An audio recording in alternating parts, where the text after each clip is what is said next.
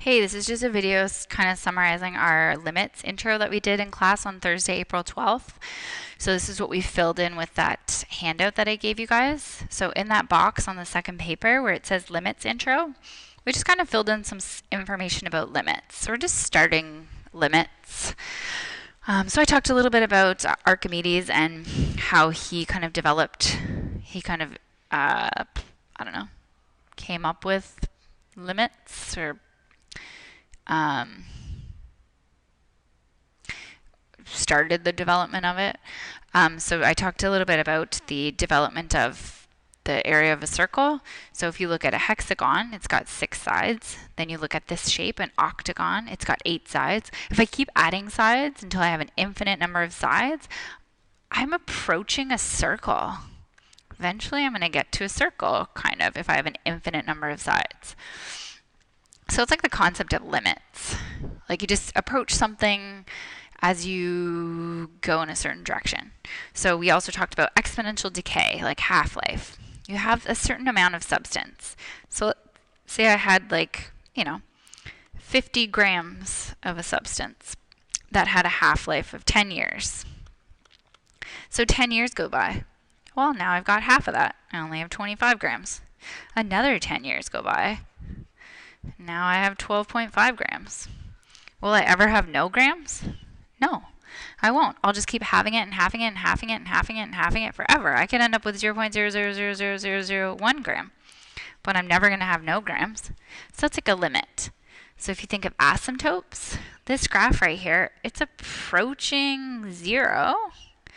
Like I'm heading in the 0 direction for y. As x gets bigger and bigger and bigger and bigger, as x gets towards positive infinity over here, my y values are approaching 0. So that's kind of like what limits are. It turns out we have right-hand limits and left-hand limits. So they're just kind of like the side that you approach them from. So if you think about my exponential decay graph here, let's say I was just looking for, hey, what's the limit when x equals 5? So if I start on the left side of my graph here and I just trace it from the left side and I head towards x equals 5, boom. Looks like my y value is 0.5. So my left-hand limits, I'm approaching from the left values that are smaller than the value being approached. So I'm starting over here at like -4, I don't know, just arbitrary number here. And I'm just approaching my x value from the left. My right-hand limits are approached from the right. So if I go to the right of my graph, I don't have it over here, but I'm just showing you. So I'd be approaching it from this side, and boom. It's like they're both approaching 0.5. So as our graph is going towards 5 from the left and the right, both of our limits are going to be 0.5. So that's the value that we're approaching. We're approaching 0.5. And they don't always line up to be the same. So I could have this crazy graph here, like a piecewise function. So now if I'm looking at the number 5, and I'm curious, what's the limit of this graph at 5?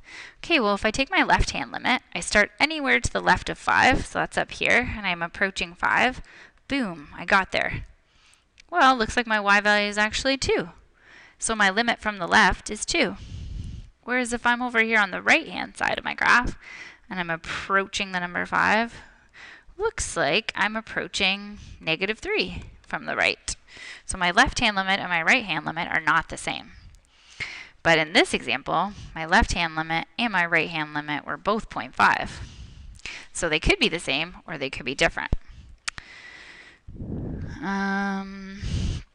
Okay. Then the other stuff we did in class was, so this is the same thing. So this is just continuing on your booklet. So we were looking at as we approached 5 from the left, the value that we approached was -4. And as we approached it from the right, we approached -4. So that's just another left-hand limits and right-hand limits. Okay, so then we defined a couple principles that go in those boxes on your page. So we talked about a limit existing and a function being continuous or not continuous. So we learned a limit exists if the left-hand limit, that's how we denote the left-hand limit, and the right-hand limit, we give it a positive, if they both exist.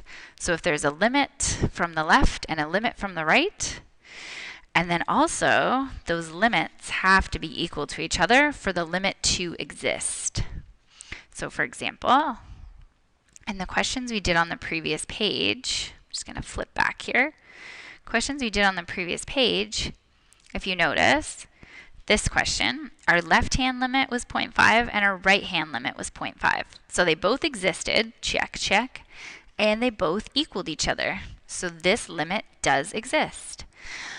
Whereas when we looked at this crazy piecewise graph, the left-hand limit was 2, so it did exist, and the right-hand limit also exists, it's -3, but 2 and -3 are not equal, so our limit does not exist. So there is no limit at 5 for this graph because they're not the same. So that's what this box is explaining. It's telling you just how a limit exists. So some graphs have limits at certain values and some graphs don't. Then the other box we made was we determined if a function was continuous. And that means if you had a graph that looked like this, say, this function's continuous. Because if I wanted to draw it, I never have to pick up my pencil. I can just trace the whole graph in one without lifting my pencil at all. Whereas if I had a graph that looked like, say, this and like this or something, it has like 2 pieces. So if I wanted to draw this graph, I draw one piece, lift up my pencil, draw the other piece. So it's not continuous. So the limits, the requirements to have a continuous function that looks like this are f of a is defined. So at a certain value of a, so at a certain x value, say it's a, so say it's like 2. There is in fact a y value for that point. So there's whatever limit you're trying to find, it actually has an answer. The limit has, so that's that one, the limit has to exist. So as you approach a from the left and the right, they have to have a limit that's the same. And then also this third thing just kind of ties in the first two. So whatever your limit is, it has to be the same as your y value. So as I approach a from the left and the right, that limit has to be the same as what my y value is at that point. And that tells you that a function is continuous. So then we just looked at graphs to see if there was a limit. So we just looked at this graph in general and we said, oh, so this graph seems to be kind of going like this. So we said, well, as x is approaching infinity, so as x goes forever and ever and ever, and eventually it just approaches infinity, looks like our y values are all approaching 4. For b, this is like a weird graph. It's like divergent almost. So we said there's not a limit. It doesn't seem to be approaching any specific value. And then this guy, looks like it's just a straight line at y equals 3. So as we move towards infinity, our graph is approaching 3, or it is 3. This one was kind of a silly example, but I just made up, okay, well, what's our limit as x approaches 2? So as x approaches 2, if we look at it from the left, looks like we're approaching 0. And if we go from the right, also approaching a y value of 0, so our limit is 0.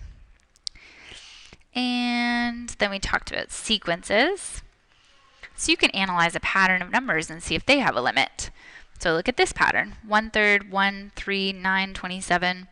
Looks like all the terms are just getting multiplied by 3 every time. So we're saying there is no limit. It just keeps going forever and ever.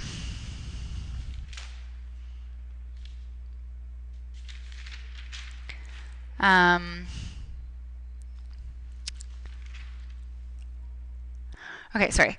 And then this sequence, it's 1/2, 2/3. So the number on top is the denominator plus 1. So if you're not really sure, oh, is it approaching a number? I can't tell. Think of a really, really big number. So if I thought of like 10,000, and then I divided it by 10,001. Well, that almost equals 0. It's like 0.99999. So I think this is actually approaching 1. So the limit as this function, as n approaches infinity, I would say this function is approaching 1.